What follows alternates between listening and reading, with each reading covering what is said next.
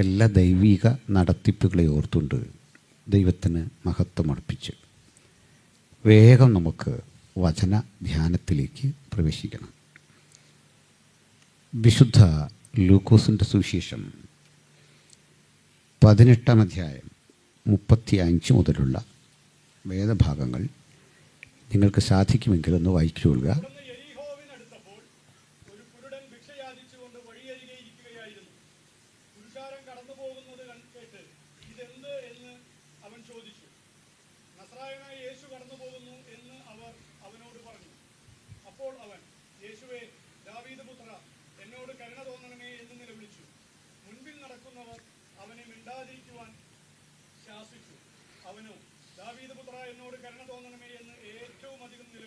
മതി. അനുഗ്രഹിക്കപ്പെട്ട ഈ സന്ദർഭത്തെ ഓർത്ത് ദൈവത്തെ സ്തുതിക്കുന്നു. കുട്ടികളുടെ നീറ്റ് എക്സാമാണ് ഇന്ന്. നമ്മൾ പ്രാർത്ഥിക്കുകയും ചെയ്തു. എനിക്ക് 3 മക്കളാണ്. അതിൽ രണ്ടാമത്തെ മകൾ മെഡിസിന് പഠിക്കുന്നുണ്ട് പാലക്കാട് മെഡിക്കൽ കോളേജിൽ. ഈ ലൂക്കോസും ഒരു വൈദ്യനായിരുന്നു. അപ്പോത്തിക്കരി എന്നാണ് അന്ന് വൈദ്യന് പറഞ്ഞുകൊണ്ടിരുന്ന പേര്. വൈദ്യശാസ്ത്രവുമായി ബന്ധപ്പെട്ട മേഖലയിൽ മെഡിക്കൽ ലൈനിലുള്ള ചുരുക്കം ചിലരെങ്കിലും ഇവിടെ കാണും. നഴ്സസോ ഡോക്ടർമാരോ ഒക്കെ കാണും. സത്യത്തിൽ ഡോക്ടർ ചെയ്യുന്ന ദൗത്യം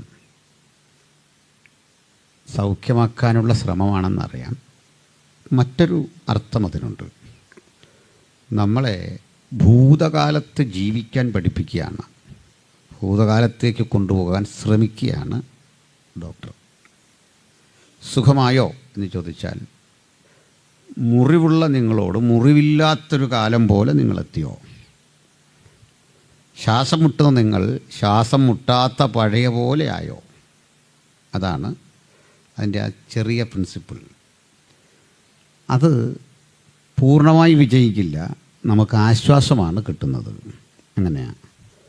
പിന്നെ നമ്മുടെ ഹോമിയോ, സിദ്ധ ഇവരൊക്കെ പറയും, പിന്നെ മറ്റെന്താ ആയുർവേദ ഒക്കെ പറയും, പൂർണ്ണമായിട്ട് മാറ്റും. ഒറ്റമൂലിക്കാരുമൊക്കെ പറയും. ഒറ്റമൂലിക്കാർ നമ്മുടെ ഷുഗർ കംപ്ലീറ്റ് മാറ്റും, പക്ഷേ കിഡ്നി അടിച്ചു പോകും. അതാ കുഴപ്പം. അങ്ങനെയൊക്കെ പോയി ചെയ്യുന്ന ഒത്തിരി ഏർപ്പാടുകളുണ്ട് അല്ലേ? മാത്രമല്ല, നിങ്ങൾ ഈ ആളുകളെ സമീപിച്ചാൽ 1 മണിക്കൂർ നിങ്ങളോട് പറയുന്നത് ഇംഗ്ലീഷ് മെഡിസിൻസിൻ്റെ കുറ്റമാണ്. അതിന് ഇന്ന ദോഷമുണ്ട്, ഇന്ന ദോഷമുണ്ട്, ഇതാണ് കുറേ പറയുക. ഇവിടെ നമുക്കൊരു ഡോക്ടറെ കാണാം, ലൂക്ക്.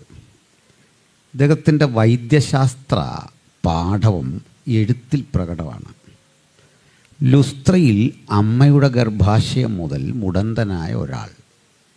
കണ്ടോ, നമ്മൾ നോക്കിയാൽ അങ്ങനെ കണ്ടുപിടിക്കാൻ പറ്റില്ല. അമ്മയുടെ ഗർഭാശയം മുതൽ ഇവൻ ഇതായിരുന്നു പ്രശ്നമെന്ന് ഒറ്റ നോട്ടത്തിൽ ലൂക്കിന് മനസ്സിലായി. Because he is A doctor. അതാ കാര്യം. He was A doctor. Then ഈ സൗഖ്യത്തിൻ്റെ കാര്യം പറയുമ്പോൾ മത്തായിയും മാർക്കോസും യോഹന്നാനുമൊക്കെ പറയുന്നതിൽ നിന്ന് വിഭിന്നമാണ് ലൂക്കോസിൻ്റെ സമീപനം. ഇവിടെ ഒരുത്തൻ്റെ സൗഖ്യമാണ്. ഇദ്ദേഹം പക്ഷേ ഈ രോഗിയുടെ പേര് പറയുന്നില്ല. മറ്റു പുസ്തകങ്ങൾ ഇദ്ദേഹത്തിൻ്റെ പേര് പറയുന്നുണ്ട്. ബർത്തലോമായി, ഇതാണ് പേര്. ഈ മനുഷ്യൻ കിടക്കുന്നത് ജെറിക്കോയുടെ ആ സ്ഥലത്താണ്. ജെറിക്കോ. ഞങ്ങൾ ഇസ്ലാമിക് ഡിബേറ്റുമായി ബന്ധപ്പെട്ട് ഈ ഒരു പ്രശ്നം ചിലപ്പോൾ വരാറുണ്ട്. കാരണം ഒരാൾ പറയുന്നു അവൻ ജെറിക്കോവിലേക്ക് പോയാറെ ഒരു കുരുടനെ സുഖപ്പെടുത്തി. മറ്റൊരാൾ പറയുന്നു അവൻ ജെറിക്കോവിൽ നിന്ന് വന്നാറെ ഒരു കുരുടനെ സുഖപ്പെടുത്തി. ഇവർ ചോദിക്കാറുണ്ട്, പോയാറെയാണോ വന്നാറെയാണോ? ഞങ്ങൾ പറയാറുണ്ട് രണ്ടും ശരിയാണ്. അതിൻ്റെ കാരണം ജെറിക്കോവിലൂടെ ഒരു തോടുണ്ട്. ആ തോടിൻ്റെ അക്കരയും ഇക്കരയും ജെറിക്കോയാണ്. ഇക്കര നിന്ന ആൾ നോക്കുമ്പോൾ അവൻ ജെറിക്കോവിൽ നിന്ന് പോയാറെ, അക്കരെ നിന്നവന് മനസ്സിലായി അവൻ ജെറിക്കോവിലേക്ക് വന്നാറെ. ഇതൊക്കെ അതിൻ്റെ അർത്ഥം. ബൈബിളിൻ്റെ ആ ജോഗ്രഫിയൊക്കെ പഠിച്ചാൽ അങ്ങനെ മനസ്സിലാവും. സാർ ഇതിലൊക്കെ നല്ല എക്സ്പെർട്ടാണ്. അപ്പോൾ അതുകൊണ്ട് ഞാൻ ആ വഴി ഒത്തിരി പോകുന്നില്ല. ഇവിടെ ഒരു മനുഷ്യൻ, അദ്ദേഹത്തിൻ്റെ പ്രത്യേകത കുരുടനാണ്, ബ്ലൈൻഡാണ്. അപ്പോൾ ഈ മനുഷ്യൻ്റെ പേര് പഠിക്കണം. ബർത്തലോമായി. ചില പേരുകൾ ബൈബിളിൽ ബർ എന്ന് ചേർത്ത് വരും. അർത്ഥം പുത്രൻ എന്നാണ്. ബർന്നബാസ്, പ്രബോധനപുത്രൻ. അത് എബ്രായിലെ വരുന്നെങ്കിൽ ബെൻ എന്നാവും. ബെന്യാമീൻ. ബോ ബർണഗോസ്. ബർ അരമൈക്കാണ്. അപ്പോൾ ഇടങ്ങത്തെ നമ്മൾ കണ്ടേ തലോമായിയുടെ പുത്രൻ. ആരാ തലോമായി എന്നറിയണ്ടേ? ടോളമിയാണ്. ശരി പേര് തലോമായി എന്നാണ്, സായിപ്പ് ടോളമി എന്നാക്കിയതാണ്. നമ്മൾ ബൈബിളൊക്കെ വായിച്ചിട്ട് പറയും ഇംഗ്ലീഷിൽ ഇങ്ങനെയാണ്. ഇംഗ്ലീഷിൽ എങ്ങനെയാകട്ടെ, മലയാളമാണ് ശരി. പലർക്കും അതറിയില്ല. കൂടുതൽ ശരി. മൂലഭാഷയോട് നീതി പുലർത്തുന്നത് പേരുകളില്ല കേട്ടോ, മലയാളമാണ്. മാത്യു അല്ല ശരി, മത്തായി ആണ്. ജോണല്ല ശരി, യുഹാന. അതാണ് യേശു വിളിച്ചത്. കർത്താവിൻ്റെ പേര് തന്നെ ശരിക്ക് യഹോഷ്വ. അതാണ് ജീസസ് അല്ല, പിന്നെ യഹോഷ്വ. യഹോഷ്വ ഹമ്മഷിഹ. യേശുവിനെ അങ്ങനെയാണ് വിളിക്കേണ്ടത്. അപ്പോൾ തലോമായി എന്ന് പറയുന്നത് ഒരു രാജവംശത്തിൻ്റെ പേരാണ്.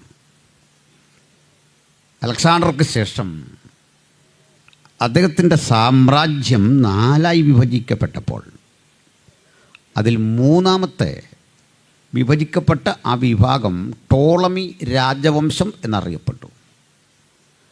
ടോളമിമാർ ഭരണം നടത്തിയ സ്ഥലം ഉത്തരാഫ്രിക്കയുടെ മുനമ്പത്ത് ഈജിപ്റ്റായിരുന്നു. ഈജിപ്റ്റ് മുതലുള്ള ഭൂപ്രദേശങ്ങൾ. ഈജിപ്റ്റിലെ ടോളമിമാരെ പറ്റി നമുക്ക് അല്ലാതെ അറിയാം. ആൻ്റണി, ക്ലിയോപാട്ര, ഈ കഥകളൊക്കെ അറിയല്ലോ. ഈജിപ്തിൻ്റെ ചരിത്രം എത്ര രസകരമാണ്. ഈ ടോളമി രാജവംശം പല കാര്യങ്ങളിൽ പ്രസിദ്ധരായിരുന്നു. ഒന്നാമത് നല്ല വിശാലഹൃദയരായ രാജാക്കന്മാർ, സംഗീതതൽപരരായ ആളുകൾ, പഠനതൽപരരായ ആളുകൾ. അതുകൊണ്ടാണ് ലോകത്തിലെ തന്നെ ഏറ്റവും വലിയൊരു ലൈബ്രറി ഈജിപ്തിലെ അലക്സാൻഡ്രിയയിലുണ്ടായിരുന്നു, ഇന്നുമുണ്ട്. അവിടെയാണ് നമ്മുടെ പഴയ നിയമം മുഴുവൻ ഗ്രീക്കിലേക്ക് മൊഴിമാറ്റം ചെയ്തു വച്ചിട്ടുള്ള ഗ്രന്ഥച്ചുരുളുകൾ ഇരുന്നിരുന്നത്. അത് നടത്തിയ രാജവംശം ടോളമിമാരായിരുന്നു. ടോളമി ഫിലാഡൽഫസ് ആയിരുന്നു. യേശുവിൻ്റെ കാലത്തിന് മുമ്പ് തന്നെ പഴയ നിയമം ഗ്രീക്കിലാക്കിയ ജാതീയ രാജവംശമായിരുന്നു ടോളമിമാർ. മുഷിയുന്നുണ്ടോ? ഞാനീ ഒരു ടൈപ്പാണ്. നീ ഉച്ച കഴിഞ്ഞൂടെ നിങ്ങൾ അടുത്ത സെഷനിലൂടെ വന്നാൽ വലിയൊരു വിടുതലൊക്കെ പ്രതീക്ഷിച്ച് വന്നതാണ്. ഒരത്ഭുത സൗഖ്യമൊക്കെ അല്ലേ? അപ്പോൾ അതുകൊണ്ട് ശാന്തമായിട്ട് പറയുന്നതിന് കുഴപ്പമുണ്ടോ? ഇല്ല. അതറിഞ്ഞിട്ട് വേണം ടോണ് കൂട്ടാനാ. വൈബ്രേഷനൊക്കെ ഇടണോ? പ്രിയമുള്ളവരെ, ടോളമി എന്ന് പറഞ്ഞു കഴിഞ്ഞാൽ അങ്ങനെയൊക്കെ പറയണോ? മിമിക്രിക്കാരി ചെന്നാൽ ഇങ്ങനെയാണ് നമ്മളൊരു അന്തരീക്ഷം ഉണ്ടാക്കുന്നത്. ഞങ്ങൾ കുറേ വർഷമായില്ലേ. ഇനി അങ്ങനെ മതിയെങ്കിൽ അങ്ങനെ ചെയ്തോളാം. വേണ്ടല്ലോ. നന്ദി. അപ്പോൾ ടോളമി ഫിലാഡൽഫസ് ഈ ഗ്രന്ഥപ്പുരയൊക്കെ ഉണ്ടാക്കിയ വലിയൊരു മനുഷ്യനാണ്. ഇത് കത്തിച്ച് കളഞ്ഞിട്ടോ. നമ്മുടെ ഉമറിൻ്റെ കാലത്ത് ഉമർ ഖലീഫയായിരിക്കുമ്പോൾ ഈ ഗ്രന്ഥപ്പുരയെല്ലാം കത്തിച്ചു. 2 മാസം നിന്ന് കത്തിയേ ഈജിപ്തിലെ അലക്സാണ്ട്രിയയിലെ ലൈബ്രറി. അത്ര വലിയ സമ്പന്നമാണ്. സംസ്കാരം വളരെ വലുതാണ്. നമ്മുടെ ഇൻഡസ് വാലിയൊക്കെ പോലെയോ അതിനൊപ്പമോ ഒക്കെ വരുന്നതാണ് ഈജിപ്ഷ്യൻ. അപ്പോൾ ഈ സ്ഥലത്തുള്ള രാജാക്കന്മാരുടെ പേര് ധീരതയുടെയും ജാഗ്രതയുടെയും അന്വേഷണത്തിൻ്റെയും അറിവിൻ്റെയും ഒക്കെ പര്യായങ്ങളായിട്ട് അറിയപ്പെട്ടു. അപ്പോൾ ഈ കോമൺ ആയിട്ടുള്ള ഇത്തരം പേരുകൾ, പോപ്പുലറാകുന്ന പേരുകൾ ആളുകൾ മക്കൾക്കിടുന്നൊരു പതിവുണ്ട്. സച്ചിൻ എന്നൊക്കെ ഇന്നും മക്കൾക്കിടില്ല. ഞങ്ങളുടെയൊക്കെ ബാല്യത്തിൽ ജയൻ എന്നായിരുന്നു ഇടുന്നത്. എല്ലാവർക്കും തോറ്റു പോകുന്നവനും ഇടുന്നത് ജയൻ. ഇങ്ങനെയാണ്. അതുകൊണ്ടാണ് നമുക്ക് കോതമംഗലം ചെന്നാൽ എൽദോസിനെ മുട്ടിട്ട് നടക്കാൻ വയ്യ. ഇവിടെയും കാണും. അല്ലേ? ബേസിലും എൽദോസും അല്ലേ? ആ, ഒരു ബേസിലോ മിനിമം ഒരു എൽദോസോ ഇല്ലാത്ത ഒറ്റ വീടുമില്ല. അപ്പോൾ ഇതുപോലെ കോമൺ ആയി കഴിയുമ്പോൾ ഒരു പ്രശ്നമുണ്ട്. ഇവരെ തിരിച്ചറിയാൻ ഉള്ളൊരു ടെക്നിക്കാണ് എൽദോസ് മോൻ, എൽദോസ് കുട്ടി, എൽദോസ് കുഞ്ഞെന്നൊക്കെ കിട്ടും. ഇങ്ങനെയാണ്. മധുരതാംകുറി ഒന്നായി കുഞ്ഞും കുട്ടിയില്ലാത്ത പേരില്ല, അങ്ങനെയാണ്. അപ്പോൾ പേരുകൾ ഒരു സംസ്കാരത്തിൻ്റെ കൂടി ഭാഗമാണ്. അങ്ങനല്ലേ? അല്ലേ? അല്ലെന്നാണ് പറഞ്ഞത്. ഞാൻ ഇതുവരെ മാത്തുക്കുട്ടി എന്ന് പേരുള്ളൊരു സായിപ്പിനെ കണ്ടിട്ടില്ല, അതുകൊണ്ട് പറഞ്ഞാണ്. സാബു എന്ന് പേരുള്ള ഉണ്ടോ? ലീലാമ എന്ന് പറഞ്ഞൊരു മദാമ ഉണ്ടോ? ഇല്ല, ഞാൻ കണ്ടിട്ടില്ല, ഇന്ന് വരെ കണ്ടിട്ടില്ല. നമ്മളോട് കൂടെ സംസാരിക്കാൻ ഇന്നൊരു ദേവദാസനുണ്ട്, പേര് ബാബു. സാഹിബിന് ബാബു എന്ന് പേരുണ്ടോ? ഉള്ളതായിട്ട് അറിയത്തില്ല. അപ്പോൾ ഓരോ സംസ്കാരത്തിൻ്റെയാണ് ഓരോ പേര്. അപ്പോൾ ഈ പേരങ്ങ് പ്രസിദ്ധമായി. അപ്പോൾ സകലർക്ക് ഈ പേരിട്ടിട്ട് വന്നപ്പോൾ ഈ മകൻ അമ്മ ഇട്ട പേരാണ് ബർത്തലോമായി, സൺ ഓഫ് തിമായി. ഈ തലോമായി ലോപിച്ചതാണ് തിമായി. അതിൻ്റെ ഇംഗ്ലീഷാണ് ടോമി എന്ന് പറയുക. അപ്പോൾ ടോളമി എന്ന് പറഞ്ഞാലും ടോമി എന്ന് പറഞ്ഞാലും ഒന്നിൽ തലോമായി അല്ലെങ്കിൽ തിമായി. ഇതാണ് വസ്തുത. പക്ഷേ ആളിൻ്റെ പ്രശ്നം എന്താ? ബ്ലൈൻഡാണ്. അത് മാത്രമല്ല, ഒരു അനാഥത്വം അവനിലുണ്ട്. അതിനുമപ്പുറത്ത് അവൻ ദൈനംദിന ആവശ്യത്തിന് വേണ്ടി ഭിക്ഷയാചിക്കുന്ന ആളാണ്. അപ്പോൾ ഒരു പാർശ്വവൽകൃതൻ, ആർക്കും വേണ്ടാത്തൊരാൾ. അത്തരം ആളുകൾ ഈ കിടക്കുന്ന സ്ഥലത്തിനും ഒരു ചരിത്ര പ്രാധാന്യമുണ്ട്. ഒരു നാശപട്ടണത്തിലാണ് കിടക്കുന്നത്. അതിന് അടിസ്ഥാനമിടുമ്പോൾ മൂത്ത മകൻ മരിക്കുമെന്നും അതിന് വാതിൽപ്പടിയും കട്ടളയൊക്കെ വെക്കുമ്പോൾ അടുത്ത മകൻ മരിക്കുമെന്നും ഒക്കെ ഉള്ള ശാപം നിറഞ്ഞു നിൽക്കുന്ന ഇടം. ആ സ്ഥലത്താണ് പണ്ടൊരു കോട്ട തകർന്നത്, ദൈവപുരുഷന്മാരകത്ത് പ്രവേശിച്ചത്. ഇതൊക്കെ അറിയാം. നാശപട്ടണത്തിൻ്റെ പ്രവേശന കവാടത്തിങ്കൽ ഭിക്ഷയാചിച്ചു കൊണ്ടിരിക്കുന്ന ഒരു മനുഷ്യൻ ബർത്തലോമായി. അതുവഴി നമ്മുടെ കർത്താവ് വരുന്നു. കർത്താവ് ഇതുവഴി വരുമ്പോൾ ഒരു കാര്യം ഉറപ്പാണ്. നമ്മൾ ചിലപ്പോൾ പറയാറില്ല, അതിലേ വന്നപ്പോൾ അതിലേ ഒന്ന് കയറി. ജസ്റ്റ് ഇവിടെ വരെ വന്നപ്പോൾ ഞാൻ ഒരാഴ്ച മുമ്പാണ് ഇങ്ങോട്ട് വരാനുള്ള ഒരു ക്രമീകരണമാകുന്നത്. ഇന്നലെ വൈക്കത്തായിരുന്നു രാത്രി കൺവെൻഷൻ. അവിടുന്ന് വണ്ടി ഓടിച്ചു വന്നാണ്. അപ്പോൾ ഈ 2 യോഗം ഇവിടെ കൂടി. അപ്പോൾ ഇതൊരു പ്ലാൻഡല്ല, മുൻകൂട്ടി ചിന്തിച്ചതല്ല. പക്ഷെ ഇത് തോന്നുന്നുണ്ടോ, കർത്താവ് ഇങ്ങനെ ബൈ ചാൻസിൽ പോകുന്നു. പോകുകയില്ലെന്ന് മാത്രമല്ല, ഒന്നും യാദൃച്ഛികമില്ല. അവിടുത്തെ പദ്ധതിയിൽ ഒന്നുമില്ല, എല്ലാം മുൻകൂട്ടി ചെയ്തതാണ്. ഒരു കാര്യം ഉറപ്പാണ്, യേശു ഒരു സ്ഥലത്ത് കൂടി വന്നാൽ അവിടുത്തെ അസാന്നിധ്യമുണ്ടല്ലോ, തിരിച്ചുപോക്ക്. ആ തിരിച്ചുപോക്ക് വന്നതുപോലാവില്ല. ഒരു വലിയ മാറ്റം. അവിടുത്തെ നിഴൽ പോലും അത്ഭുതം സൃഷ്ടിക്കാൻ കഴിയുന്നതാണ്. ആ നിഴൽ വീണാൽ മതി, ആ ശബ്ദം കേട്ടാൽ മതി. 2000 ആണ്ട് കഴിഞ്ഞ് ആ ശബ്ദം ഇന്നും അതിൻ്റെ ഉൽപാദനക്ഷമത തുടർന്നുകൊണ്ടിരിക്കുകയാണ്. ആ യേശു ജെറിഹോവിലൊക്കെ വരുമ്പോൾ ഒരു കാര്യം ഉറപ്പാണ്, 1000 ആണ്ടുകൾ ജെറിഹോവിൽ സ്വരുക്കൂട്ടിക്കിടക്കുന്ന എല്ലാ ശാപവും തീർക്കാൻ കഴിയുന്ന വാക്കിൻ്റെ ഉടമ അതുവഴി വരുന്നു എന്ന അറിവ് ഇരുട്ടിൻ്റെ ശക്തികളെ ഭയപ്പെടുത്തി. യേശുവിൻ്റെ സാന്നിധ്യം ഇരുട്ടിൻ്റെ ശക്തികളെ, അധർമ്മത്തിൻ്റെ ശക്തികളെ, പാപത്തിൻ്റെ ശക്തികളെ ഭയപ്പെടുത്തും. ഇന്ന് യേശു കൂടെയുണ്ടെങ്കിൽ നമ്മുടെ കുടുംബങ്ങളിൽ എന്തൊരാനന്ദം! ഏത് ശാപവും മാറിപ്പോകുന്ന വലിയ അനുഭവത്തിലേക്ക് അത് കൊണ്ടെത്തിക്കുമെന്ന കാര്യം ഉറപ്പാണ്. ഇന്നിവിടെ വന്നിട്ടുള്ള എൻ്റെ പ്രിയപ്പെട്ട സഹോദരീ സഹോദരന്മാരെ, നമ്മുടെയൊക്കെ ജീവിതത്തിലേക്ക് ഒരിക്കലായി വന്ന ഈ ക്രിസ്തു സാന്നിധ്യമാണ് ഇരുട്ടിനെ മാറ്റിയത്, അവസ്ഥയ്ക്ക് മാറ്റം വരുത്തിയത്.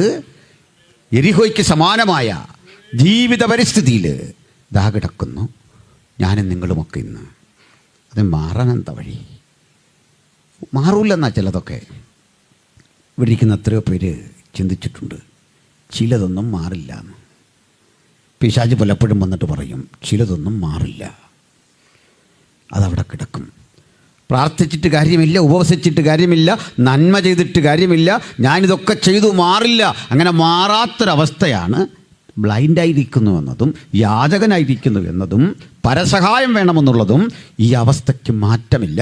പിന്നെ പരിസ്ഥിതിയോട് പൊരുത്തപ്പെട്ടു പോവുക എന്ന ഒരു സോഷ്യോളജിക്കൽ ബോധമാണ് നമ്മൾ പിന്നെ രൂപപ്പെടുത്തിയെടുക്കുന്നത്.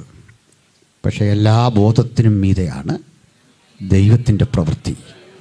തങ്കലേകാഗ്രചിത്തന്മാരായി ആരിന്ന് വചനത്തിൻ്റെ മുമ്പിൽ കാത്തിരിക്കുമോ, വചനം അതിൻ്റെ പ്രവൃത്തി അടിത്തട്ട് മുതൽ ചെയ്തുകൊണ്ടിരിക്കും. പ്രകടമായത് ചിലർക്ക് കാണാൻ പറ്റില്ലെങ്കിലും അകത്താണ് ചിലതരം വിടുതൽ. നമുക്കറിയാം, ഒരു ശവമഞ്ചം പേറി ആളുകൾ വരിക.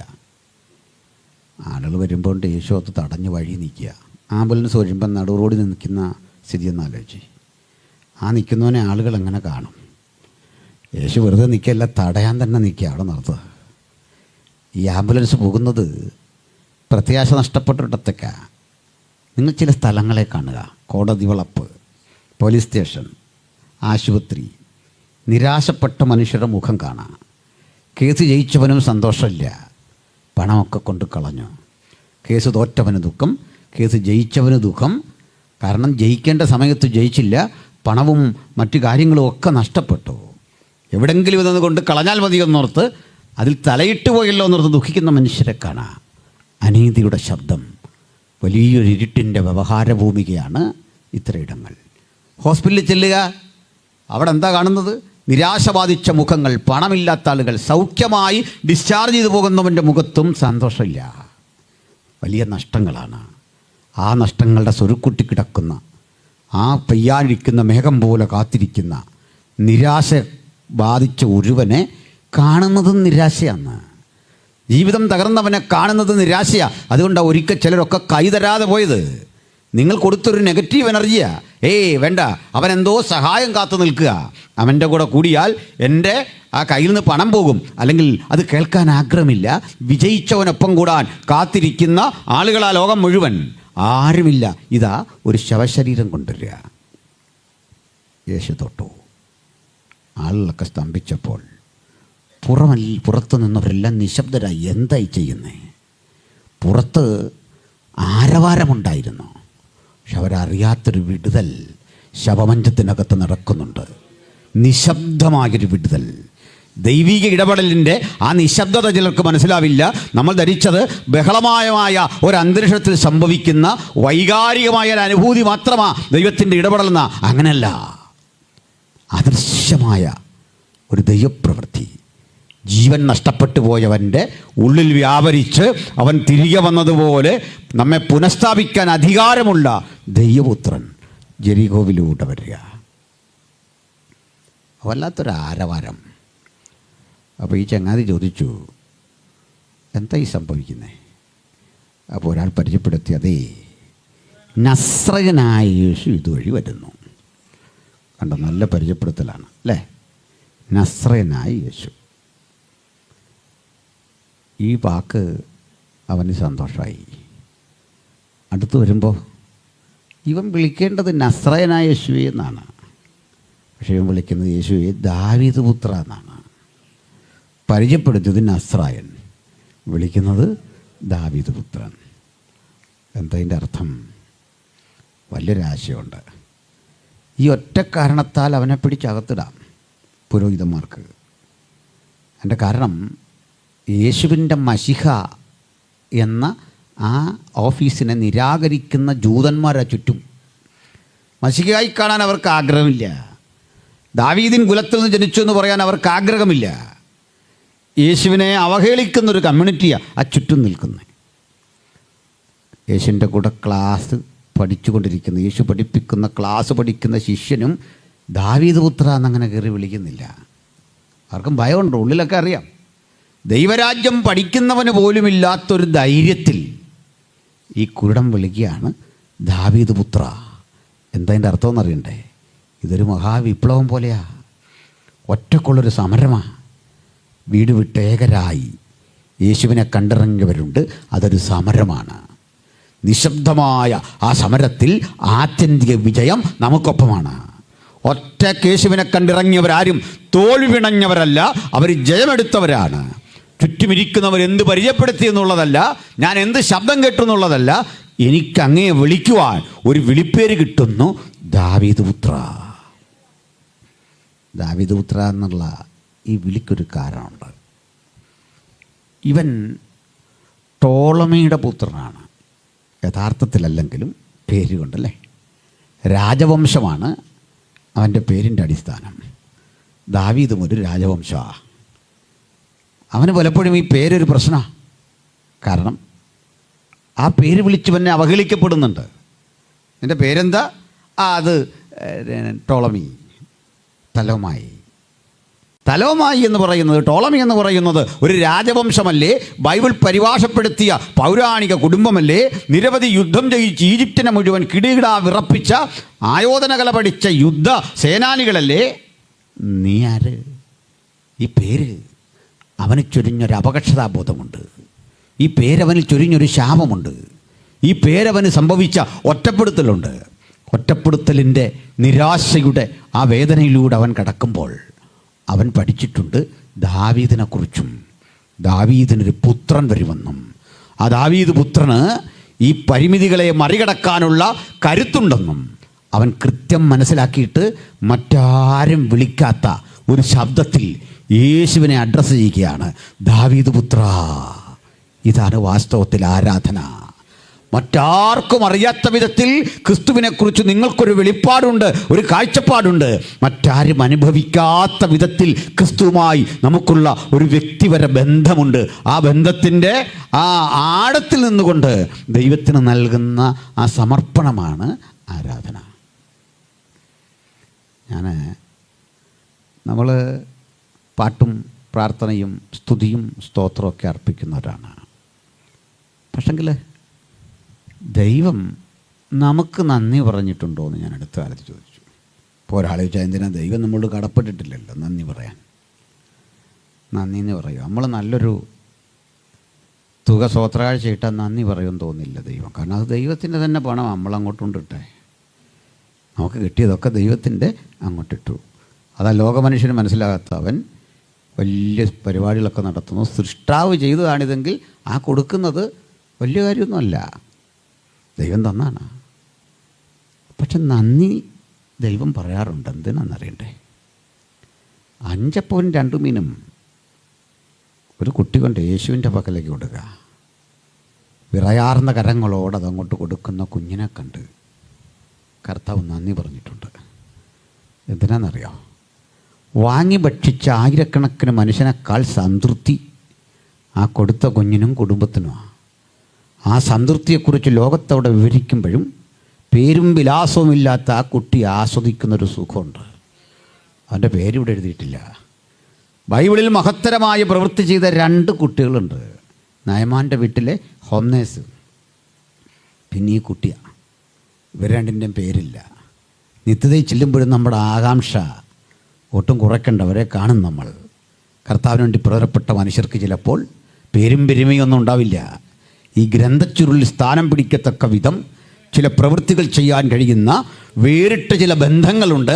ഇതാ ഇവൻ്റെ ഈ വാക്കിനും ഇതേ പവറാ. മറ്റാരും വിളിക്കാത്ത വിധത്തിൽ ക്രിസ്തുവിന് വേണ്ടി, ക്രിസ്തുവിനെക്കുറിച്ച്, ദൈവപുത്രനെക്കുറിച്ചുള്ള ആ അവൻ്റെ കാഴ്ചപ്പാട് വിളിച്ചു പറയുക, ദാവീദ് പുത്ര.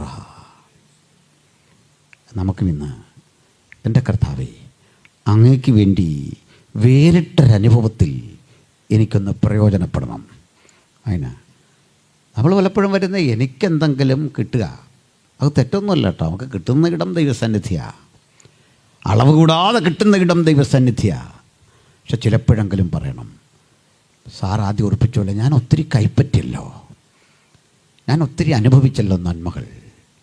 പക്ഷെ ഒരിക്കലെങ്കിലും അങ്ങയ്ക്ക് വേണ്ടി ഞാൻ എന്തായി എന്ന ഒരു തിരിച്ചറിവിലേക്ക് എന്നെ കൊണ്ടുപോകണമേ. അതിന് പ്രാർത്ഥിക്കുകയാണ് വേണ്ടത്. സ്തോത്രം. കർത്താവിൻ്റെ അസൻ ശ്രീലങ്കയ്ക്കോ ഞാൻ ഒത്തിരി പോകാൻ ആഗ്രഹിച്ചൊരു രാജ്യമാണ്. പോകാൻ ആഗ്രഹിച്ചെടുത്തൊന്നും ദൈവം വീട്ടിൽ എന്താണെന്നറിയില്ല. ആഫ്രിക്ക ഇങ്ങനെയൊക്കെയുള്ള സ്ഥലങ്ങൾ ആഗ്രഹിച്ചു. അമേരിക്കയ്ക്കും UK ഒക്കെ വിസ കിട്ടി, ഇസ്രയേലിന് കിട്ടി, പല വിസ കിട്ടിയിട്ടുണ്ട്. പക്ഷേ ഇങ്ങനെയുള്ള സ്ഥലങ്ങളിൽ വലിയ ഇഷ്ടമാണ് പോകാൻ. കാരണം നമുക്ക് ഈ രാജ്യങ്ങളിൽ ചെന്നാൽ അവിടെ ചെയ്യാൻ ചിലതുണ്ട്. അതാ സത്യം. എന്തൊക്കെയോ ചിലത് ചെയ്യാനുണ്ട്. അപ്പോൾ ദൈവം ഒരിക്കലായിരിക്കും ഇത്തരം സ്ഥലങ്ങളിൽ പോകണം, കർത്താവിന് വേണ്ടി പ്രണപ്പെടണം. ബാക്കി സ്ഥലങ്ങളിൽ നമുക്ക് നന്മയും പരിഗണനയും കിട്ടുമ്പോൾ ഇവിടെ നാം പരിഗണിക്കേണ്ട ചിലരെ ദൈവം ഒരുക്കി വെക്കും. അപ്പോൾ ദൈവം ഒരു നന്ദി പറയും നമുക്ക് തിരിച്ച്. നാം പരിഗണിക്കേണ്ട മനുഷ്യരുണ്ടെന്നേ, നാം കരുതേണ്ട മനുഷ്യരുണ്ടെന്നേ. ആ കരുതൽ നഷ്ടപ്പെടുന്ന ഇടത്ത് നമ്മുടെ കൃത്യവിശ്വാസത്തിൻ്റെ ശക്തി ദുർബലമാവുകയാണ്. പ്രസംഗർ സാധാരണ പ്രസംഗം തുടങ്ങുന്നതിന് മുമ്പൊക്കെ പറയാറുണ്ട്, ദൈവം ഞങ്ങളുടെയൊക്കെ നാട്ടിൽ കൺഷൻ പ്രസംഗരൊക്കെ സ്ഥിരം പറയുന്നൊരു പരിപാടിയാണ്, തേജസ് വാരി ചുറ്റി ദൈവം ഇവിടെ വന്നിട്ടുണ്ട്. വേഗത്തിൽ വരാനുള്ള തിരക്കുകൊണ്ട് വാരി ചുറ്റിയതായിരിക്കും. കാരണം നമ്മളിങ്ങനെ വാരി ചുറ്റുന്നതൊക്കെ എന്തിനാ? സൗകര്യമാർ പെട്ടെന്ന് സാരി ഉടുത്താൽ അല്ലേ, വാരി ചുറ്റി പോലെ ഇരിക്കും, വൃത്തിയാവില്ല. നമ്മൾ പ്രാർത്ഥിച്ച് സ്പീഡ് കൂട്ടിയപ്പോൾ കർത്താവ് എന്ത് ചെയ്തു? എവിടെ ആ തേജസ് ഇങ്ങനെ എടുത്തതെന്ന് പറഞ്ഞ് ദൂതന്മാർ കൊണ്ടു കൊടുത്തു. വാരി ചുറ്റി ഒരു വരവ്. അങ്ങനെ ആയിരിക്കാം എന്തോ. അപ്പോൾ തേജസ് വാരി ചുറ്റി കർത്താവ് ഇന്ന് ഇവിടെ ഉണ്ടെങ്കിൽ തൃശ്ശൂരുകാരല്ല ഇവിടെ വരും, ഒന്ന് കണ്ടേക്കാന്ന് ഓർത്ത്. പ്രശാന്ത് രഘുവംശൻ ദില്ലിയിൽ നിന്ന് ഇവിടെ വരും, ഇത് ടെലികാസ്റ്റ് ചെയ്യാൻ. തേജസ് കാരണം നമ്മളിത് പ്രാർത്ഥിക്കുക, നിൻ്റെ തേജസ് അയക്കണം, തേജസ് അയക്കണം അല്ലേ. ഇതെല്ലാം കഴിഞ്ഞ് കർത്താവ് പറയും, നമ്മൾ ചോദിക്കും, കർത്താവേ ഞാൻ അത്ര പ്രാർത്ഥിച്ചിട്ടും എനിക്കൊരു എക്സ്പീരിയൻസ് ഇല്ലല്ലോ. കർത്താവ് പറയും, ഞാൻ വന്നിരുന്നു ഇന്ന് ഫുൾ ഗോസ്പൽ ചർച്ച്, കണ്ടില്ലേ? ഇല്ല, ഞാനുണ്ടായിരുന്നു അവിടെ. എപ്പോഴാ? ഏറ്റവും ഒടുവിൽ വീട്ടിലേക്ക് മടങ്ങാൻ ബസ് ഫെയർ ഇല്ലാതെ കാത്തു നിന്നത് ഞാനാ. ആരെങ്കിലും ഒന്ന് കൈ തരുമെന്നോർത്ത് കാത്തു നിന്ന ഞാനാ. നിങ്ങളൊക്കെ കൈ കൊടുത്ത് പോയപ്പോൾ എൻ്റെ അരികിലേക്കൊന്ന് വരുമെന്നോർത്ത് കുറേ നേരം നിന്നു, നിങ്ങളെ കണ്ടില്ല. പലപ്പോഴും നമുക്ക് ആവശ്യം തേജസ്സോടെ വരുന്നവനെ തൊടാനാണ്. പക്ഷേ ഭക്ഷണമില്ലാതൊരുത്തൻ, ദരിദ്രനായൊരുത്തൻ, ആഡംബര വസ്ത്രമില്ലാതൊരുത്തൻ യേശുവായി ഇവിടെ നിൽക്കും. അവൻ്റെ അരികിലേക്ക് വരാൻ നമ്മൾ കാണിക്കുന്ന മനസ്ഥിതിയാണ് ദൈവസാന്നിധ്യം എന്ന് പറയുന്നത്. പലപ്പോഴും നമുക്കത് കിട്ടുന്നത് കീബോർഡ് വായിക്കുമ്പോഴോ പ്രാർത്ഥിക്കുമ്പോഴോ കമ്പോസർ അടിക്കുമ്പോഴോ കിട്ടുന്ന ആ താളവും ലയവും ശ്രുതിയൊക്കെ നല്ലതാണ്. എന്നാൽ അതിനപ്പുറത്ത് പ്രസംഗകരുണ്ടാക്കുന്ന ആ ശബ്ദമാന്ത്രികത്തിൽ നമ്മൾ ലയിച്ചു ചേരുന്നതും നല്ലതാണ്. അതിലൊന്നും തെറ്റൊന്നുമില്ല, മനുഷ്യരങ്ങനെയൊക്കെയാണ്. പക്ഷെ അതിനപ്പുറത്ത് ഈ ഒരു പ്രവൃത്തിയിലൂടെ യേശുവിനെ ഒന്ന് കാണാൻ അടുത്തില്ല. അവിടെയാണ് ക്രിസ്ത്യജീവിതത്തിൻ്റെ ഒരു ശക്തി നിലനിൽക്കുന്നത്. ഇത് യേശു കാട്ടിത്തരികയാണ്. ആയിരക്കണക്കിന് ആളുകൾ ചിതറി കൂടിക്കിടക്കുന്ന ഇടത്തേക്ക് ഇവൻ ഒറ്റയ്ക്ക് വിളിക്കുക, ദാവീദ് പുത്ര, ദാവീദ് പുത്ര. ഈ ശബ്ദം വല്ലാതായപ്പോൾ നാട്ടുകാർക്കെല്ലാം ശല്യം. ആരോ പറഞ്ഞു, മിണ്ടാതിരി, മിണ്ടാതിരി, മിണ്ടാതിരി. ഇങ്ങനെയാണ് മനുഷ്യർക്കല്ലെങ്കിൽ നമ്മുടെ ഈ ശബ്ദം ഏതാണ്ടൊരു വെറുപ്പാണ് അല്ലേ. ക്ഷമിക്കണം, ഞാൻ നമ്മുടെ ബ്രദർ സഹോദരങ്ങളുമായിട്ടൊരു ഡിബേറ്റ് നടത്തുമ്പോൾ അതിലൊരു മാന്യനായൊരു പണ്ഡിതൻ, അദ്ദേഹത്തിന് ഒന്നും പറയാനില്ല എന്ന് പറഞ്ഞ് നിങ്ങളുടെ ഈ ആരാധനയിലൊക്കെ ഒരുതരം ചന്ത പോലാന്ന് പറഞ്ഞു. അങ്ങനെ പുള്ളി അങ്ങ് ഇമോഷണലായി. അപ്പോൾ നമ്മുടെ ആളുകളിൽ അവർ തിരിച്ച് ഫ്രണ്ടിലിരുന്ന് കേൾക്കുന്നിടത്ത് അവിടെ കിടന്നങ്ങ് ബഹളമായി. ആ വാക്ക് പിൻവലിക്കണം, ഭയങ്കര വിഷയം. ഞാൻ പറഞ്ഞു, അവിടെ നിൽക്കുക, ഞാനതിനല്ലേ ഇവിടെ നിൽക്കുന്നേ, അവിടെ നിൽക്കുക. ഞാൻ പറഞ്ഞു, സാറത് പിൻവലിക്കൊന്നും വേണ്ട, അതങ്ങനെ കിടക്കട്ടെ. തന്നെയല്ല, അത് സാറ് മോശം പറഞ്ഞായിട്ട് എനിക്ക് അഭിപ്രായമൊന്നുമില്ല. കാരണം എനിക്ക് ചന്ത എന്ന് കേൾക്കുമ്പോൾ ഓർമ്മ വരുന്നത്, എൻ്റെ അപ്പൻ ഒരു വാഴക്കറ പുരണ്ട ഉടുപ്പൊക്കെ ഇട്ട് വാഴക്കുല വിൽക്കാൻ പോയിട്ട് ഞങ്ങളെ പുലർത്താൻ കഷ്ടപ്പെട്ട് വരുന്ന അപ്പൻ ചന്തയ്ക്ക് പോയി എന്ന് കേട്ടാൽ വലിയ സന്തോഷമാണ് അല്ലേ. ഒരു പ്രതീക്ഷയുള്ള സ്ഥലം അത്. ഞാൻ ചന്തയെ അവഹേളിക്കാൻ തയ്യാറില്ല. അതുകൊണ്ട് അങ്ങ് പറഞ്ഞത് വലിയൊരു പാരിതോഷികമാണ്. രണ്ടാമത്തെ കാര്യം, ഈ ചന്തയിൽ പോയിട്ടുണ്ടോ? പോകണം. നാരങ്ങ വിൽക്കുന്നു, മാങ്ങ വിൽക്കുന്നു, വെണ്ടയ്ക്ക വിൽക്കുന്നു, പലതരം സാധനം വയ്ക്കുക. അവൻ്റെ ഭാഷ കേട്ടിട്ടുണ്ടോ? വളരെ മാന്യ. സാർ ഇതുവഴി വാ, ചേച്ചി ഇതുവഴി വാ. തെറി പറയോ? ഒന്നുമില്ല. അപ്പോൾ അടുത്തൊരാൾ പറയാം, സാറേ അതിലും നല്ലതാണ്, ഇങ്ങോട്ട് വാ സാറേ. സാറെന്തിനാ അവിടെ പോകുന്നു? ഇങ്ങോട്ട് വാ, അതിലും കുറച്ച് വാ. നമ്മളോർക്ക് ഇവരെല്ലാം തമ്മിൽ ഭയങ്കര ശണ്ടയാണ്, അന്നേരത്തേക്കുള്ളൂ. അതിലൊരുത്തൻ വീക്കാണെങ്കിൽ ദുർബലനാണെങ്കിൽ ഇവനോട് കൂടി സഹായിക്കും. അത്ര മനുഷ്യരാത്. അപ്പോഴടുത്തത് ഇങ്ങനെ ഇവർ സംസാരിക്കുക. അപ്പം നാരങ്ങ വേണമെന്നവൻ നാരങ്ങ വാങ്ങുന്നു, മാങ്ങ വേണ്ടുന്ന ആൾ അത് മേടിക്കുന്നു, പച്ചക്കറി വേണ്ട സഹോദരി അത് മേടിക്കുന്നു. അപ്പം ചുരുക്കി പറഞ്ഞാൽ അവിടെ നടക്കുന്ന നല്ല കമ്മ്യൂണിക്കേഷനാണ്. പുറത്തുനിന്ന് നോക്കിയാൽ വല്ലാത്ത എരപ്പാണ്. അകത്തൊന്ന് കയറി നോക്കുക വല്ല എരപ്പുണ്ടോ. ഇത് ചന്തയാണോ വെച്ചാൽ ആണെന്ന്. കാരണം എന്താ, ഇവിടെ വലിയൊരു കമ്മ്യൂണിക്കേഷൻ നടക്കില്ലേ മുകളിലോട്ട്. പിന്നെ ആവശ്യമുള്ളതൊക്കെ നമ്മൾ പ്രാപിക്കുന്ന ഇടമല്ലേ. അതിന് ചെറുതായിട്ട് കാണണം. നല്ല ഉദാഹരണമല്ലേ അല്ലേ, നല്ലൊരു ഉദാഹരണം. അത് ഏറ്റവും താഴേക്കിടയിൽ അധ്വാനിക്കുന്ന വ്യവസായിയുടെ അല്ലെങ്കിൽ ആ കച്ചവടക്കാരൻ്റെ ആരാധനാലയമാണ് ചന്ത. ആ ദിവസം അവന് പ്രിയപ്പെട്ടതാ. അത് വെച്ച് വേണം മോളെ പഠിപ്പിക്കാൻ, അത് വെച്ച് വേണം ലോൺ അടയ്ക്കാൻ. 100 കാര്യങ്ങൾ സങ്കല്പിച്ച് അവൻ വന്ന സ്ഥലം അത്. എന്ന് പറഞ്ഞ പോലെ നമ്മൾ അങ്ങനെ പരിഹസിച്ചാൽ അതൊരു ബലമാണ് നമുക്ക്. ഇവിടെ വെറുതെ ഒന്നും വന്നല്ല. പരിഹസിക്കുന്തോറും നമ്മൾ അറിയണം ശ്രേഷ്ഠകരമായൊരിടത്തെ ഈ ശബ്ദം മുകളിലേക്ക് എത്തിക്കാൻ. ആ ബന്ധപ്പെട്ട് നമ്മൾ വന്നതിനാ തമ്പുരാൻ്റെ അരികിൽ നമ്മുടെ കമ്മ്യൂണിക്കേഷൻ ശക്തിപ്പെടുത്താനാ ഈ വന്നേ. അവിടെ ബഹളമൊന്നും വിഷയമല്ല. ഇവനോ അധികം ശബ്ദത്തിൽ വിളിച്ചു, ദാവീദ് പുത്ര, ദാവീദ് പുത്ര, ദാവീദ് പുത്ര. അപ്പോഴൊക്കെ നിശബ്ദരാക്കാൻ. വീട്ടിലാളുണ്ട്, സമൂഹത്തിൽ ആളുണ്ട്, കൂട്ടുകാരുണ്ട്. ഇതെന്തിനെന്ന് ചോദിക്കും. അപ്പോഴൊക്കെ പറയണം, എൻ്റെ ജീവിതത്തിൻ്റെ ശക്തി ഈ വിളിയാ. ഈ വിളി മാത്രമാണ് എന്നെ ഞാനാക്കിയത്. പണ്ടേ തകരേണ്ട എനിക്ക് ശക്തി വന്നതേ, കൃപ കിട്ടിയതേ ഈ വിളിയുടെ ആധിക്യം കൊണ്ടാ. ആ വിളി നിശബ്ദമാകുന്നിടത്തൊക്കെ ഞാൻ ശൂന്യനാ, എന്നെ ഒന്നിനും കൊള്ളില്ല. പ്രാർത്ഥിക്കാനുള്ള നമ്മുടെ ആ മനസ്ഥിതി അത് നമ്മളിൽ ശക്തിപ്പെടട്ടെ. ഞാനിത് ഒരനുഭവം പറയാം. ഈ ജോർജ് മുള്ളറുടെ ആ സ്ഥാപനത്തിൽ ഞാൻ പോയിട്ടുണ്ട്. ഇത് പോയി എന്നൊന്നും പറയാനല്ല, ഞാൻ ഈ പോയ സ്ഥലത്തെ വിവരണം പറയാറുമില്ല. അപ്പം അവിടെ ഒരു പുൽപ്പിറ്റ് ഇതുപോലുണ്ട്. നമുക്കവിടെ നിന്ന് പ്രസംഗിക്കാം. കേൾക്കാനൊന്നും ആരുമില്ല. ഐക്യരാഷ്ട്രസഭയിൽ പ്രസംഗിച്ചു എന്ന് പറഞ്ഞല്ലോ. കേട്ട ഐക്യരാഷ്ട്രസഭയല്ല, അവിടെ കേൾക്കാൻ ആരുമില്ല. ഇതുപോലെ കുറേ ഫ്ലാഗ് വെച്ചിട്ടുണ്ട്.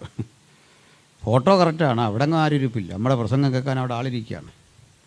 ഇവിടെ നിന്നൊക്കെ ചില ആളുദൈവങ്ങളൊക്കെ പോയി പ്രസംഗിച്ചു എന്നൊക്കെ കേട്ടോ. അവിടെ നിന്നും കേൾക്കാൻ ആരുമില്ല. ഓഫീസേഴ്സൊക്കെ ഉണ്ട്. അപ്പോൾ ലോകസമാധാനം പറയാൻ ഒരു സമാധാനം ഇല്ലാത്തടത്തൊന്നും അങ്ങോട്ട് ചെല്ലുന്നു. അപ്പോഴേ ഇതുപോലെ അവിടെ ചെന്നപ്പോൾ അവിടെ നിന്ന് പ്രസംഗിക്കുക, ഫോട്ടോ ഒക്കെ എടുത്ത് തരും.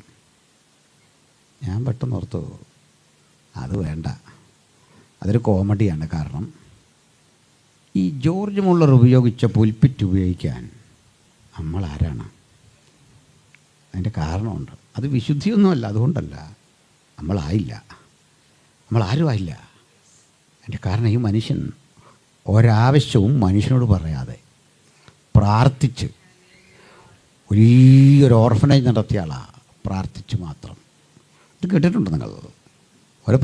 ഒരു ദിവസം രാവിലെ ആയിരക്കണക്കിന് വരുന്ന കുഞ്ഞുങ്ങൾക്ക് ബ്രേക്ക്ഫാസ്റ്റ് ഇല്ല. ആ ഘട്ടത്തിൽ അദ്ദേഹത്തോട് വന്ന് സ്റ്റാഫ് അറിയിച്ചു, സാർ കുട്ടികളിപ്പോൾ വരും, എന്താ ചെയ്യുക? അതേ പറഞ്ഞ് ആസ് യൂഷ്വൽ നമ്മൾ ചെയ്യുന്ന എന്താ, ബെല്ലടിക്കും, അവരകത്ത് കയറ്റും, അവർ പ്ലേറ്റ് വാഷ് ചെയ്ത് അങ്ങോട്ട് വന്ന് ക്യൂ നിൽക്കും, എന്നിട്ടൊരു 2-3 ലൈൻ പാട്ട് പാടും, ഫുഡിന് വേണ്ടി പ്രാർത്ഥിക്കും, എന്നിട്ട് ക്യൂ നിന്ന് ഫുഡ് വാങ്ങിക്കൊണ്ട് പോകും. അതങ്ങനെ തന്നെ നടക്കട്ടെ. അദ്ദേഹം പ്രാർത്ഥന മുറിക്കുള്ളിലേക്ക് കടന്നു. മുട്ടുകുത്തി പ്രാർത്ഥിക്കുക, ചങ്ക് പൊട്ടി പ്രാർത്ഥിക്കുക. ഈ ബെല്ലടിക്കുമെന്ന് ആ ഹൃദയത്തിൻ്റെ ഉള്ളിലൊരു വേദന. ആയിരക്കണക്കിന് മക്കൾ ഫുഡില്ലാതെ തിരിച്ചു പോകുന്ന അവസ്ഥ. ഇവിടുത്തെ കൊച്ചു കുഞ്ഞുങ്ങളുണ്ട്. പ്രാർത്ഥിച്ച് അദ്ദേഹം ഇങ്ങനെ കാത്തിരിക്കുമ്പോൾ, പ്രാർത്ഥിച്ചുകൊണ്ടേയിരിക്കുമ്പോൾ പുറത്ത് തന്നെ കാത്താരോ വന്നിരിക്കുന്നു. ഇറങ്ങി ചെല്ലുക, സാർ പട്ടാള ക്യാമ്പിലേക്ക് ഫുഡും കൊണ്ടുപോയൊരു വണ്ടിയാണ്. ചൂട് പാല്, ബ്രെഡ്, സൂപ്പൊക്കെ ഉണ്ട്. സമയം കഴിഞ്ഞു പോയി സാർ, ഇനി അതവിടെ ആവശ്യമില്ല. അറിയിപ്പ് കിട്ടി. ആരോ പറഞ്ഞു, സാറിന് ഇങ്ങനൊരു സ്ഥാപനമുണ്ട്, ഇവിടെ ചിലപ്പോൾ എടുത്തേക്കും, ഈ ഫുഡ് കൈപ്പറ്റുമോ സാർ? അതെ യെസ് എന്ന് പറഞ്ഞിട്ട് വീണ്ടും കരയാൻ തൻ്റെ മുറിയിലേക്ക് ഓടി. ആദ്യത്തെ കണ്ണീര് ആവശ്യകതയുടേതെങ്കിൽ രണ്ടാമത്തെ കണ്ണീര് ജയത്തിൻ്റെതാണ്. കണ്ണീരിൻ്റെ ഭാഷയാണ് പ്രാർത്ഥനയുടെ ഭാഷ. കണ്ണീരില്ലാത്ത പ്രാർത്ഥനകളൊന്നും അർത്ഥവത്തല്ല. കൺവെൻഷൻ വരുമ്പോൾ മൈക്കിൽ കൂടെ പ്രാർത്ഥിക്കാൻ അവസരം കിട്ടിയില്ല എന്ന് പറയുന്ന മനുഷ്യരെ നമ്മൾ കണ്ടിട്ടുണ്ട്. പ്രാർത്ഥിക്കാൻ എന്തിന് മൈക്ക്? പ്രാർത്ഥിക്കാൻ എന്തിന് സാറിൻ്റെ ആഹ്വാനം? പ്രാർത്ഥിക്കാൻ എന്തിന് മറ്റൊരാളുടെ അവസരം? എവിടെ നിങ്ങൾ ഇരിക്കുന്നുവോ അവിടെ പ്രാർത്ഥനയുടെ മുറിയാണ്.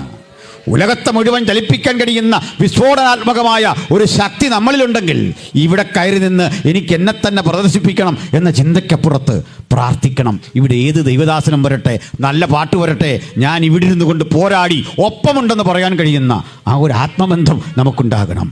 മറിച്ച് നമ്മൾ കേട്ടതല്ല, മിണ്ടരുത്, മിണ്ടരുത്, മിണ്ടരുത്, അനങ്ങരുത്. അവൻ ഉച്ചത്തിൽ വിളിച്ചു. യേശു അടുത്ത് വന്നു. എന്നിട്ട് ചോദിച്ചു, കൂട്ടുകാരാ, എന്താ നിനക്ക് ഞാൻ ചെയ്യണ്ടേ? അവൻ്റെ വാക്കിട്ടില്ലേ, റബ്ബൂനി. ചില പരിഭാഷ കിടക്കുക, ഓ മൈ മാസ്റ്റർ. നമ്മുടെ ശിഷ്യന്മാർ പോലും റബി എന്ന് വിളിക്കുമ്പോൾ എവിടുന്ന് കിട്ടി ഈ ആത്മബന്ധം അല്ലേ?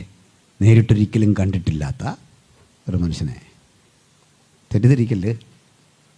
ഞാനൊരു ഡിബേറ്റിൽ, ഹിന്ദു സൗരന്മാരുള്ളൊരു ഡിബേറ്റിൽ പറഞ്ഞു, ഈ ഗുരു ദ്രോണാചാര്യയുണ്ട്. അപ്പോൾ അദ്ദേഹം ഈ അസ്ത്രം നല്ല വിദഗ്ധനാണല്ലോ. ഇത് ഏറ്റവും കൂടുതലായിട്ട് ഉപദേശിച്ചത് അർജുനനെയാണ്, പാർത്ഥൻ. പക്ഷെ ഇവർ നായാട്ടിന് പോയിട്ട് വരുമ്പോൾ, എന്തിനാ നായാട്ടിന് പോകുന്ന മാംസാഹാരം കഴിക്കാത്തവരോ നമുക്കറിയില്ല, അത് വേറെ കാര്യം. നായാട്ടിന് പോയിട്ട് വരുമ്പോൾ ഉണ്ട് അവരുടെ വേട്ടനായെ ഒരു പയ്യൻ അമ്പത് ഇങ്ങനെ കോർത്ത് വച്ചിരിക്കുന്നു. അപ്പോൾ ഈ അർജുനൻ്റെ മുമ്പിൽ ഈ നായ വന്ന് നിന്നപ്പോൾ ഇപ്പം തേടി ചെല്ലുമ്പോൾ ഒരു കാട്ടാളനാണ്. ഇവൻ പണ്ട് പോയി ശിഷ്യത്വം ചോദിക്കുമ്പോൾ കാട്ടാളനായതുകൊണ്ട് തിരിച്ചു വിട്ടിട്ട് ഇവന് നമ്പരം നീട്ട് ചോദിക്കും, ആരാണ് നിൻ്റെ ഗുരു? ഇത് ദ്രോണനാണ്. കാരണം ഇയാൾ നിരസിച്ചപ്പോൾ ഇവനൊരു ഐഡൽ ഉണ്ടാക്കിയിട്ട് ആ ഐക്കണിൻ്റെ മുമ്പിലിരുന്ന് സ്വന്തമായി പഠിച്ചതെന്നാണ്. അപ്പോൾ ഇയാൾക്ക് ദുഃഖമായി. പാർത്ഥൻ ചെന്ന് അർജുനൻ ചെന്നിട്ട് ദ്രോണരോട് പറയും, ഗുരു, എന്നെ കൂടാതെ അങ്ങേക്കൊരു ശിഷ്യനുണ്ട് അല്ലേ? കേട്ട് ദ്രോണരമ്പരന്നു. അവനെ പോയി വിളിച്ചുകൊണ്ട് വരുമ്പോൾ ഇവൻ ഈ കഥയെല്ലാം പറയും. കഥ പറയുമ്പോൾ അവനോട് പറയൊരു കാര്യം ചെയ്യും, ഞാനല്ല നിൻ്റെ ഗുരു, എനിക്ക് ദക്ഷിണ തരണം. ദക്ഷിണയായിട്ട് വെച്ച് ഈ പെരുവിരലാണ്. ഈ വിരൽ മുറിച്ചു കൊടുത്താൽ പിന്നെ അമ്പ് വിടാൻ പറ്റില്ല. ഞാനവരോട് പറഞ്ഞൊരു കാര്യം, ഈ പശുപതാസ്ത്രവും ബ്രഹ്മാസ്ത്രവും ഇങ്ങനെ 100 കണക്കിന് അസ്ത്രം കലിക്കുന്ന പുള്ളിക്ക് ഒരു പാവം പയ്യൻ ഈ പട്ടിയുടെ ദേഹത്ത് അമ്പ് വിട്ടപ്പോൾ ഇത്ര പേടിയായിപ്പോയോ? മനസ്സിലായോ നിങ്ങൾക്ക്? ഇത്രയും സാധനമുണ്ട്. മുഴുവൻ ഭസ്മീകരിക്കുന്ന സാധനം കൊണ്ടു നടക്കുന്ന ആളിന് 2 അമ്പ് കണ്ടപ്പോൾ പേടിച്ചെങ്കിൽ ഒറ്റ വഴിയുള്ള അവന് ദക്ഷിണ വെച്ച് അവൻ്റെ ഇത് പഠിച്ചാൽ മതിയായിരുന്നു. പണിയല്ല, ഇങ്ങനെ സാധനമൊന്നുമില്ല. കത്തിക്കുന്ന ഈ സാധനം പോട്ടെ, ഇത് ലൈവ് വിടുന്നുണ്ടോ മോനെ? ഇനി ഇതിൽ പരമൊന്നും എനിക്ക് വരാനില്ല, നടക്കട്ടെ. അപ്പോൾ പറഞ്ഞു വന്നത്, ഈ ഗുരുവിനോടുള്ള ചിലരുടെ ബന്ധം അങ്ങനെ, ഗുരുവിനോടുള്ള ബന്ധം വിവരിക്കാൻ കഴിയാത്ത ഈ ശിഷ്യന്മാരാരും റബ്ബൂനി എന്ന് വിളിച്ച് അങ്ങനെ കാണുന്നില്ല. ഒരിക്കലും ക്ലാസ് പഠിക്കാത്ത ഈ ചങ്ങാതി വിളിക്കുക, എനിക്ക് കാഴ്ച പ്രാപിക്കണം. ഞാൻ നിർത്തണേ, 1 മിനിറ്റൂടെ. ക്ഷണത്തിൽ അവൻ്റെ കണ്ണ് തുറന്നു. അതിലൊരു സന്തോഷമുണ്ട്. നമ്മൾ ഓർക്കുന്നില്ലായിരിക്കാം, കണ്ണ് തുറന്നപ്പോൾ നമ്മൾ കണ്ടത് ഈ മാസ്ക് കിട്ടിയ ഡോക്ടറെ, കത്രിക പിടിച്ച കമ്പൗണ്ടറെ. പണ്ടൊക്കെ ആണെങ്കിൽ നമ്മളൊരു മിഡ് വൈഫ് വീട്ടിൽ വരും, ഒരമ്മ, വല്ലാത്ത ബഹളോ, ആൾക്കാർ ഓർക്കാത്ത നമ്മുടെ ഓർമ്മയില്ലതില്ലെന്നുള്ളൂ. ഇതൊക്കെയാണ് കണ്ടത്. സുഖമില്ലാത്തൊരു അന്തരീക്ഷം. പക്ഷെ ഈ മനുഷ്യൻ ആദ്യം കണ്ടത് നസ്ര തന്നെയാണ്.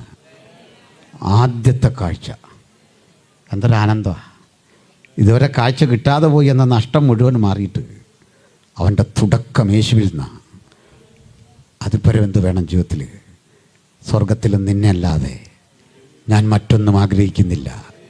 ആ കാഴ്ചയ്ക്ക് വേണ്ടിയാകട്ടെ നമ്മുടെ അന്വേഷണം. ആ കാഴ്ച കൂടാതെ ഒരു നിമിഷം എനിക്ക് ജീവിക്കാൻ ആഗ്രഹമില്ല എന്ന് പറഞ്ഞുകൊണ്ട് നമ്മുടെ പ്രതീക്ഷ മുഴുവൻ തമ്പുരാൻ്റെ പക്കൽ അർപ്പിച്ച് ജയത്തോടെ മുമ്പോട്ട് പോകാൻ അത്യുന്നതൻ കൃപ കാണിക്കട്ടെ.